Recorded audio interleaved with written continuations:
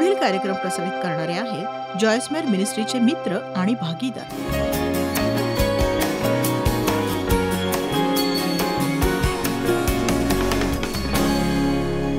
युद्धाची शस्त्रे ही दैहिक नसतात. 2 कोरिंथ अध्याय 10:4-5 युद्धाची शस्त्र दैहिक नसतात, तर ते परमेश्वराद्वारे मिळणाऱ्या शक्तीने मात करणारे असतात. आपण शस्त्र पाहतो, आपण युद्ध पाहतो, आपण बालेकिल्ले पाहतो, आपण युद्धात आहोत. यात शंकाच नाही, आपण युद्ध हे करतच आहोत. अनेक वर्ष काय चाललंय ते मला कळत नव्हतं, पण आता मला समजलंय. आणि मी हे जाणू नये की या सभेपूर्वी सैतान माझं लक्ष भरकटवण्याकरता अनेक छोट्या क्षुल्लक गोष्टी करणारच. तो हे करण्याचा प्रयत्न करणार. एक सांगू, मला कुणाला दुखवायचं नाहीये, पण अगदी मुद्दाम होऊन ठरवून मी अनेक लोकांपासून लांब राहिले. तुम्हाला सांगू का ते? कारण जगातल्या कुठल्याही समस्येपेक्षा माणसांसंबंधीच्या समस्या अधिक आहेत. आणि कमीत कमी आठवड्यातून 4 वेळेला तरी माझा अपमान होतच होता. कुणीतरी काहीतरी म्हणायचं आणि मग मी म्हणायचं, देवा मला मदत कर, मदत कर, देवा मला मदत कर, मदत कर. कारण मला माहितीये सैतानाचे डावपेच कसे असतात ते. मला माहितीये की त्याला खूपच आवडेल की जर मी इथून उठून निघून गेले आणि कुणाबद्दल तरी मनात असा राग साठवून ठेवला आणि तोंडावर मात्र खोटं खोटं हसत राहिले आणि आतमध्ये मात्र सगळा घोळ असेल. युद्धाची शस्त्र ही दैहिक नसतात, तर ते परमेश्वराद्वारे मिळणाऱ्या शक्तीने मात करणारे असतात. बालेकिल्ले म्हणजे काय? म्हणजे असं क्षेत्र जिथे शत्रू लपून बसलेला असतो, तो लपून राहतो आणि गनिमी काव्याने हल्ला करतो. आणि त्या शत्रूने बहुधा हे निर्माण करण्यात अनेक वर्ष घालवलेली असतात. पण तुमच्यापैकी काही जण त्या सगळ्या प्रकारच्या अयोग्य गोष्टींवर विश्वास ठेवता, पण तुमच्या विश्वासामुळे ते तुमच्यासाठी सत्य होतं. काही न वाटतं की देवाने तुम्हाला स्वीकारण्यासाठी तुम्ही सर्वगुण संपन्न असायला हवं, पण वास्तवात तुम्ही चुकताय. कारण आपण साधे मनुष्य प्राणी आहोत. कळतंय का तुम्हाला? आपल्या चुकांपासूनही काही शिका, कारण तुम्ही त्या करणारच आहात. आमेन. आपण बालेकिल्ल्यांना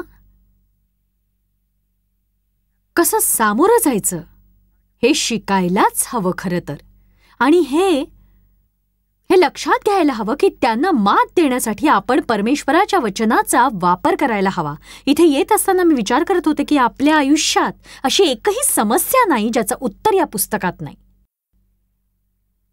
एकही नाही. उत्तम नात्या गोत्यांचं उत्तर इथे आहे. यश आणि भरभराटीचं उत्तर इथे आहे. उत्तम आरोग्याचं उत्तर इथे आहे. इथे आहे ते. प्रेम आणि मौल्यवान वाटण्याच्या भावनेचं उत्तर इथे आहे. सुरक्षितपणाचं उत्तर इथे या पुस्तकात आहे.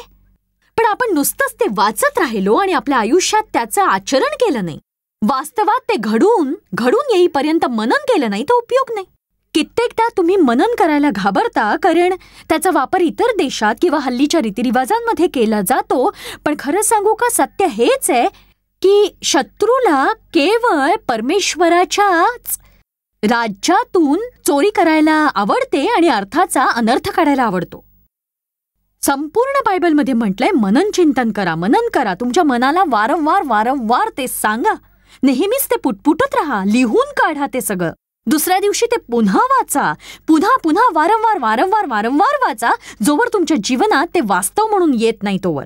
गेल्या आठवड्यात जेव्हा मी अपमानित होण्याच्या मोहात पडत होते आणि मला आठवतंय, एकदा डेव्ह आणि मी कुठून तरी येत होतो. आमचा मुलगा डेव्हिडही होता आमच्याबरोबर. डेव्हला बऱ्याचदा गोल्फ खेळायला आवडायचं आणि तो खूप गोल्फ खेळायचा. म्हणून मी म्हटलं की आता उद्याचा दिवस माझा. हो नक्की, आपण इकडे जाऊ तिकडे जाऊ, मी तुला जेवायला बाहेर घेऊन जाईन. आणि डेव्हिड कारमध्ये होता आणि तेव्हाच त्याच्या कुठल्या मित्राचा फोन आला आणि तो म्हणाला, एका नामांकित क्लबमध्ये खेळण्याची संधी आपल्याला मिळाली, म्हणून त्याने वडिलांना विचारलं की तुम्हाला यायला आवडेल का. डेव्हिडने खूप उत्साहाने विचारलं की डॅड तुम्हाला यायला आवडेल का? आणि डेव्ह म्हणाला हो मला आवडेल. मी म्हटलं एक्सक्यूज मी, आपण उद्या कुठेतरी जाणार होतो. हो खरंच बरोबर. आणि मग मी बायकांचं ठेवणीतलं शस्त्र वापरलं. मी म्हटलं डेव्ह तू गोल्फ खेळशील की माझ्यासोबत वेळ घालवायला तुला आवडेल? आणि तो म्हणाला नीट आहे का? तो असं म्हणाला की मला गोल्फ खेळायला जास्त आवडेल.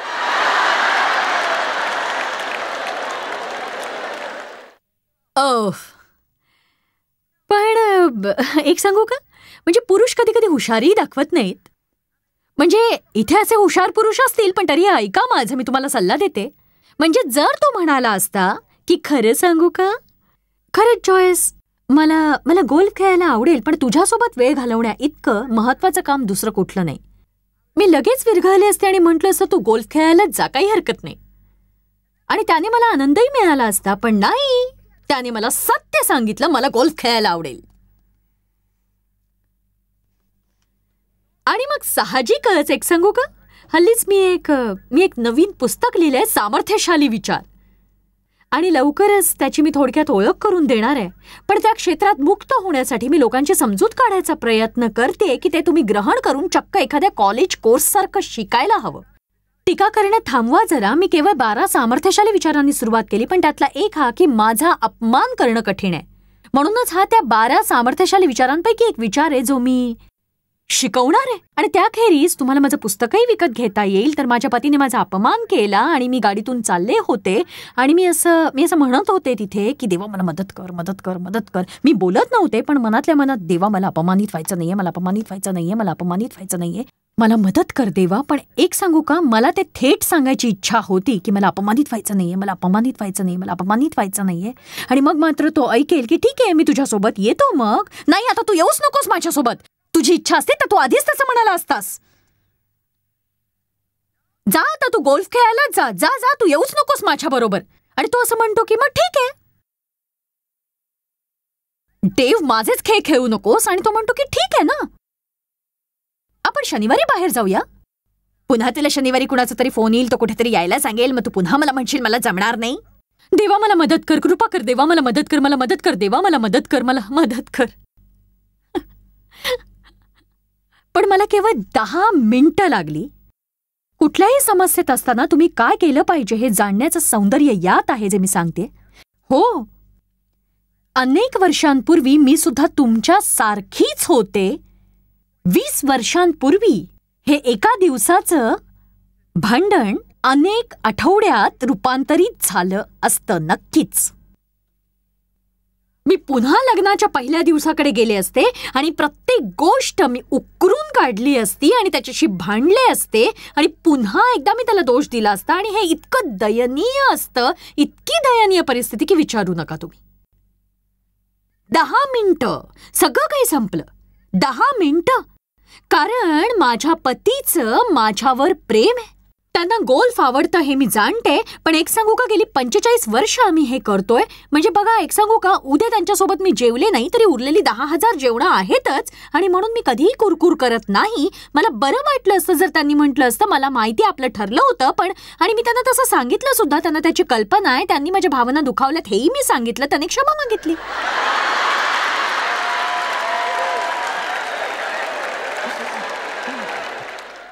आमचा शनिवारचा दिवस खूप छान होता. डेव्ह माझ्याबरोबर दिवसभर होता आणि मी म्हटलं हा दिवस माझा आहे. आपण जर खरेदी केली तर तू सुद्धा करायची. तू इकडे तिकडे फिरत बसायचं नाहीस. मी असताना फक्त माझ्याकडे पाहायचं, फक्त माझ्याकडे. आजचा दिवस तू आणि मी, दुसरं काही नाही. आम्ही चित्रपट पाहिला, खूप मज्जा केली. पण एक सांगू का, मला माझ्याशीच बोलावं लागत होतं. मी माझ्या मनाला त्याच्या इच्छेनुसार भरकटू देत नव्हते. कारण मला माहित होतं की तो श्रीमान सैतान तिथेच टप्पून बसला होता आणि म्हणत होता की तो परत म्हणेल की मला गोल्फ खेळायचंय, golf golf golf golf golf golf golf golf.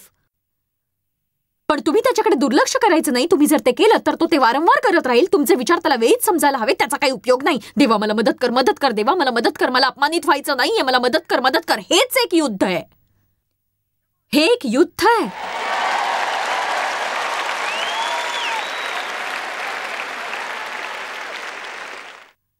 सांगा मला, तुमचं जगणं खरंच यापेक्षा काही वेगळं आहे का?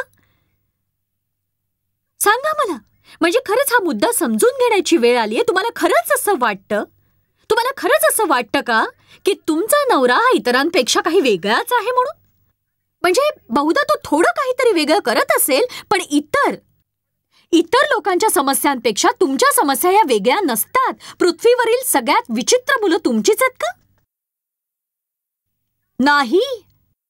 आपल्याला केवळ एका प्रकटीकरणाची आवश्यकता आहे. आपल्या मनात ठाम निश्चय करायला हवा आपण की आता खरंच खूप झालं. मी त्याच पर्वताभोवती पुन्हा फेऱ्या मारणार नाही.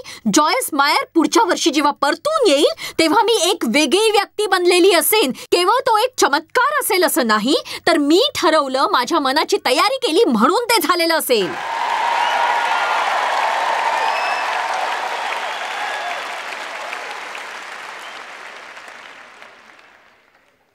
परमेश्वराच्या पाचारणाखेरीज आणि कृपेखेरीज मी इथे उभी आहे त्याचं आणखीन एक कारण मी तुम्हाला सांगू शकते, ते हे की मी हार मानायला नकार दिला. केवळ मनाची तयारी केल्याने काय होऊ शकतं सांगू का तुम्हाला? जर इतर कुणाला ते मिळू शकतं तर मलाही मिळू शकतं. वाईट बालपणातून जर कुणी बाहेर पडू शकतं तर मी सुद्धा त्या बालपणातून बाहेर पडू शकते. सतत दुसऱ्या कुणाशीच तरी लढायला हवं हे काही गरजेचं नाही. तुम्ही स्वतःशी लढा आणि योग्य विचार करायला शिका. तुमच्या आयुष्यात विजय हा नक्कीच असेल. योग्य विचार इतके कठीण का असतात? अरे बापरे, योग्य विचार करणं इतकं कठीण का असतं? खरं तर सत्य हे की आपल्यात दोन स्वभाव असतात आणि हे जर तुम्ही समजून घेतलं नाही की तुम्ही खरी शिकवण समजू शकणार नाही आणि मग एका वर्षातच तुम्ही हार मानाल आणि स्वतःला बुद्धू समजायला लागाल. रोमकरा 7व्या अध्यायात पौल म्हणतो की जे मला करायचं असतं ते मी करू शकत नाही आणि जे करायचं नसतं तेच मी सतत करतो. माझी अडचण काय आहे? म्हणजे मी जे करतोय ते जर मी करू इच्छित नाही तर मग खरं तर ते मी करतच नाहीये. आणि हे संपूर्णपणे समजण्याआधी मला असं वाटायचं की त्यावेळी मग ते कोण करत असेल? तो चक्क मला त्रास द्यायचा की जणू काहीतरी जबाबदारी घे, तू केलं असताना म्हणू नकोस मी केलं नाही. पण तो खरं तर नव्याने जन्म घेण्याविषयी आणि नवीन स्वभावाविषयी बोलत होता. 2 कोरिंथ अध्याय 5:17 मध्ये जो कोण मनुष्य ख्रिस्तात असतो तो नवीन निर्मिती असतो. जुनं ते निघून जातं आणि या सर्व गोष्टी नव्या केल्या जातात. आपल्याला नवा स्वभाव प्राप्त होतो, पण तो आपल्या आत्म्यात असतो. अंतरंगात सगळं काही नवीन बनतं. अगदी असं की जणू काही एखादं जुनं पडीक घर तुम्ही नेहमी पाहता. तुम्हाला ते आतून बाहेरून अगदी पडीक आणि जुनं दिसत असतं, पण आता तिथे लोक राहायला आले आहेत. त्यांनी आतून सुंदर ते घर सजवलंय, अगदी सुंदर, पण बघा ते बाहेरून तसं दिसत नाहीये कारण तेवढा पैसा आणि वस्तू त्यांच्याकडे अजून आल्या नाहीत. तुम्ही पुन्हा त्या घरावरून जाता, तुम्हाला त्यात काहीच बदल दिसत नाही कारण त्याचं बाह्यरूप तसंच असतं. अशाच प्रकारचे नवे ख्रिस्ती आपण असतो. लोकांशी आपला संबंध येतो, त्यांनाही असंच वाटतं तुझ्यात तर काहीच बदललेलं नाही. आणि मग याच विचाराने तुम्हाला वाटतं मी खरंच बदललेलो नाहीये. तुम्ही आरशात बघता आणि म्हणता खरंच मी नाही बदललेलो अजून. तुम्ही घरातही तसेच वागता. तुमचं तारण झालेलं असतं, पण तुमचा नवरा म्हणतो तुझ्यात काहीच बदललेलं नाही. तुमची मुलं म्हणतात तुझ्यात काहीच बदल झाला नाही.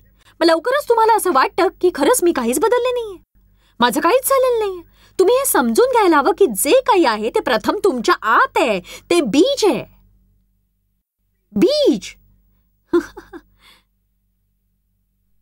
बीज रूपी ख्रिस्त तुमच्यात आहे.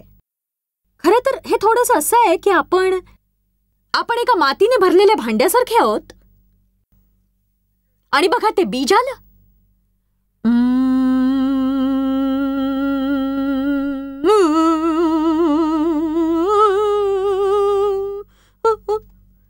अरे इथे तर काहीच दिसत नाहीये,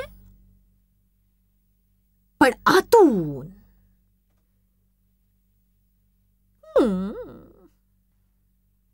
काहीतरी मजेशीर वाटायला लागलंय. पुन्हा मला पहिल्यासारखंच वागावंसं वाटतंय.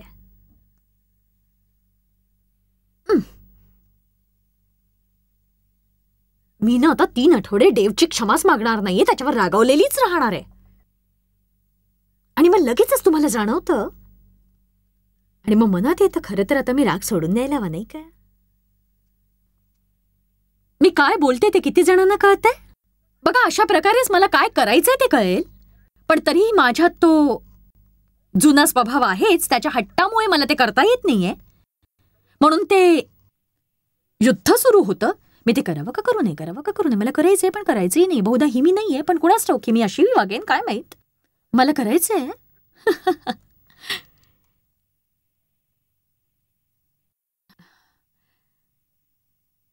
काहीच नाही. कुठे काय? जेव्हा एखादं बीज मातीत पेरलं जातं, मातीत, प्रथमतः आपल्याला असं वाटतं की सगळं काही इतकं छान उगवेल आणि मग तुम्हाला ही मुळं दिसतायत का?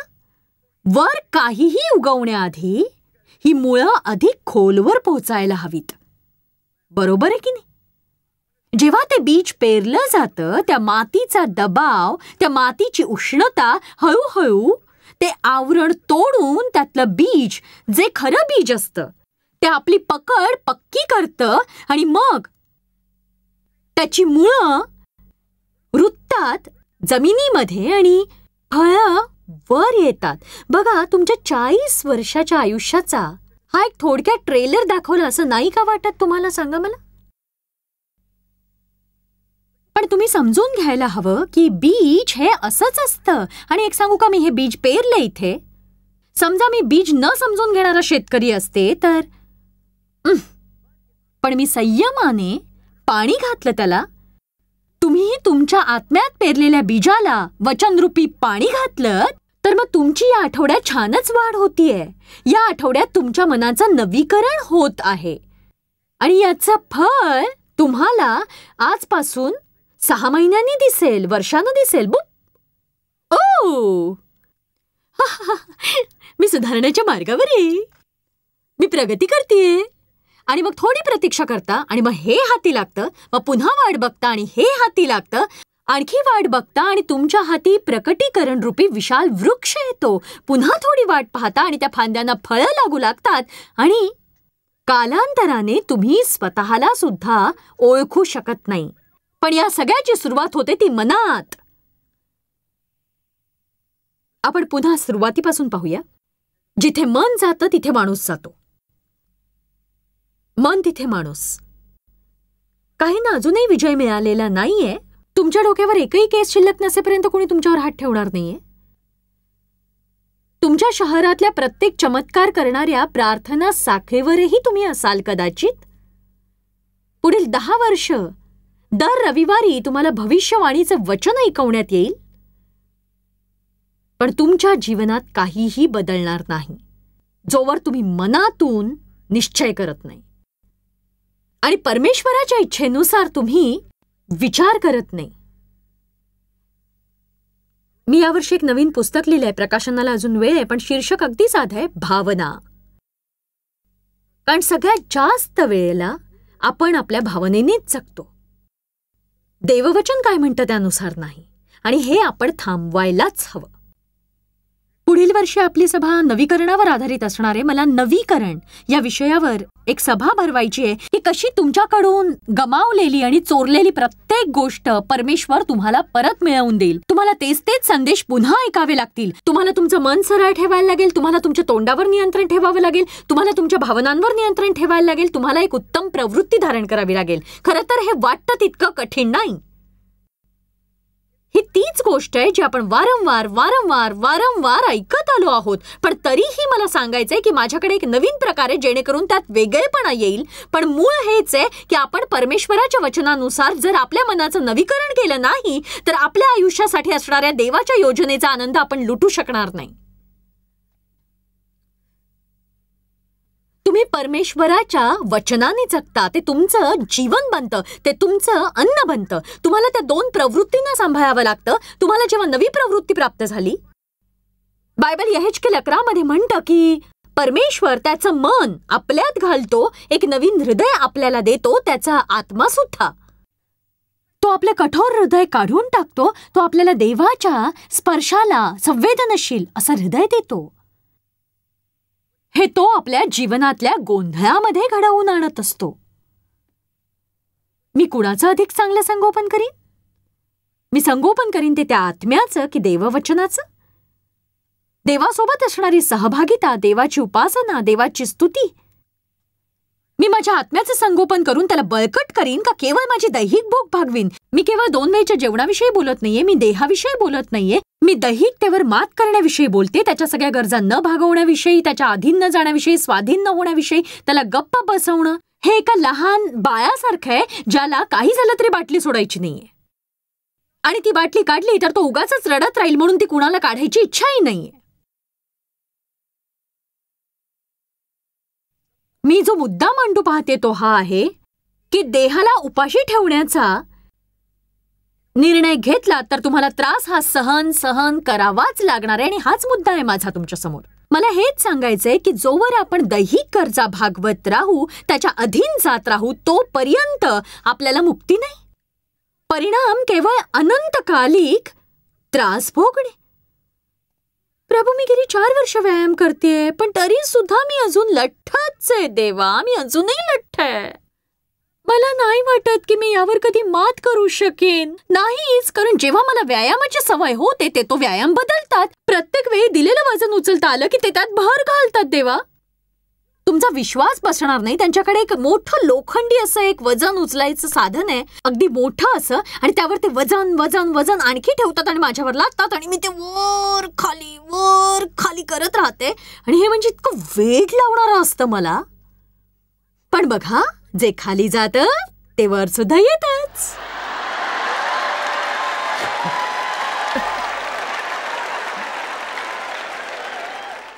म्हणजेच मला कष्ट करावे लागतातच, पण मला परिणाम आवडतो. तुम्हाला एक विचारू का? कालांतराने उत्तम निकालासाठी आता तुम्ही थोड्या आरामाचा त्याग करू शकताय. तुमच्या जीवनाच्या प्रत्येक क्षेत्रात. ठीक आहे, मी थोडा आणखी वेळ घेते कारण तुम्ही पार्टीसाठी आला आहात, त्यामुळे प्रभूची स्तुती असो. तुम्हाला कुणाचं तारण झाल्यासारखं वाटतंय? मी तुम्हाला एक महत्त्वपूर्ण वचन देणार आहे, याविषयी आपण थोडं अधिक बोलणार आहोत. आत्म्याच्या प्रेरणेने चाला, म्हणजे तुम्ही देह वासना पूर्ण करणार नाही. सेवा कार्यातील इतक्या वर्षांच्या अनुभवानंतर मला हे समजलं की लोकांनी काय करू नये यावर आपण अधिक लक्ष केंद्रित करतो, आपण काय करावं यावर नाही. आणि मला वाटतं जर आपण स्वतःला प्रशिक्षण देऊ शकलो जसं देवाने आपल्या पुढारी लोकांना प्रशिक्षण दिलंय, मला हेच सांगायचंय की योग्य त्याच गोष्टी करा, योग्य त्याच गोष्टी करा, योग्य तेच करा. तुम्हाला चुकीच्या गोष्टीने काहीच समस्या निर्माण होणार नाही, कारण जेव्हा सैतान येतो त्याला रिकामी जागा सापडणारच नाही. जर काही भरलेलं असेल तर ते व्यापणं शक्यच नाही. तुम्ही तुमच्या मनी उत्तम गोष्टीच भरून ठेवल्यात तर वाईट गोष्टींसाठी जागा उरणार नाही, अजिबात नाही. आणि मी हे पुरेपूर शिकले. खरं तर काही वर्षांपूर्वी मी हे सांगू पाहिलं जेव्हा मी प्रेमाविषयी, प्रामाणिक राहण्याविषयी शिकवत होते. खरंच मी हा संदेश वारंवार देऊ इच्छिते. आपल्या जीवनामध्ये आपण गंभीरपणे देवाचा शोध घेत नाही आणि त्याच गांभीर्याने देववचनाचा अभ्यासही करत नाही. तुम्ही परमेश्वरावर पूर्ण मनाने, जीवाने, शक्तीने प्रेम कराल. तुम्ही स्वतःसारखे शेजाऱ्यावर प्रेम कराल. मी तुम्हाला आणखी एक नवी आज्ञा देतो की तुम्ही एकमेकांवर अशी प्रीती करा जशी मी तुमच्यावर केली, जेणेकरून सर्वांना कळेल तुम्ही माझे शिष्य आहात. तुमची प्रीतीची वाटचाल सामर्थ्यशाली असेल तर तुमचं काय करायचं ते सैतानाला कळणार नाही, कारण तुमच्या मनात केवळ उत्तमतेच असेल. तुम्हाला असं वाटेल मी कुणाला मदत करू, कुणाचं काय चांगलं करू, कुणासाठी आशीर्वादित ठरू, त्या रिकाम्या बसलेल्या लोकांसारखं नाही. पण माझं काय. म्हणूनच त्या पवित्र आत्म्याच्या विद्यालयात जाण्यासाठी मी मनापासून तुम्हाला प्रोत्साहित करते. देवाशी प्रामाणिक रहा. देवा, ही एक समस्या आहे, ही एक समस्या आहे आणि ही एक समस्या आहे. मी हे तुझ्याशिवाय करू शकत नाही, पण म्हणजे तूच सगळं कर असंही नाही. मी यासाठी माझ्या मनाच्या नवीकरणाची सुरुवात करत आहे देवा, आणि याला 10 वर्ष लागली तरी हरकत नाही. एका वेळी एका गोष्टीवर मला लक्ष केंद्रित करू दे. सैतानाला धमकावा, त्यासाठी पाया पक्का करा. सैताना, मी हार मानणार नाही. माझ्याकडे बघ, मी नाही मानणार हार. तुला मी दिसतोय का? मी हार मानणार नाही. हे इकडे बघ, माझ्या डोळ्यांमध्ये मी हार मानणार नाहीये. मी ठाम निश्चय केलाय. मी माझ्या मनाची तयारी केलीये.